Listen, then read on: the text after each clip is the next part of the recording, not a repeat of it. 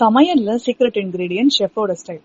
ஆனா கல்யாணத்துல secret wife, அது லால ஸ்ட்ரைட்டா எப்பவுமே ஜெயில் தான். இதுதான் மாதம்பட்டி ரங்கராஜ் சாரோட பிரச்சனையும்.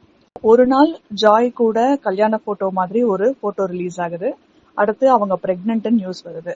அடுத்து இன்னும் கொஞ்ச நாள்லயே ஃபர்ஸ்ட் வைஃபோட அவரோட ஒரே வைஃபோட இன்னொரு ஃபங்க்ஷன்ல இருக்கிற மாதிரி ஒரு போட்டோ லீக் ஆகுது. இதுல எது உண்மைன்னு மாதம்பட்டி அவருக்கு தான் தெரியும். ரங்கராஜ் அவருக்கு தான் தெரியும். படத்துல வேணா லவ் ட்ரையாங்கிள் ஒர்க் அவுட் ஆகும். ஆனா லாவை பொறுத்த வரைக்கும் ஸ்ட்ரெயிட்டாவே அது ஒரு அஃபென்ஸ் தான். சோ அந்த அஃபெண்டருக்கு மினிமம் 7 to 10 years தண்டனை விதிக்க சான்சஸ் இருக்கு.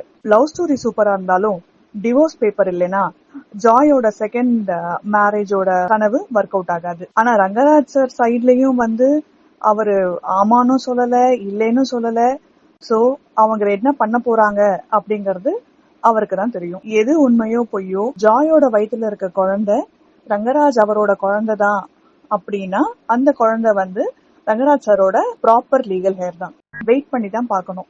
ரங்கராஜ் சாரோட லைஃப் ஃபேமிலி டிராமால முடியுமா இல்ல கோர்ட் ரூம் டிராமா இதுக்கப்புறம் தான் ஸ்டார்ட் ஆகுமான்னு. நீங்க என்ன நினைக்கிறீங்க?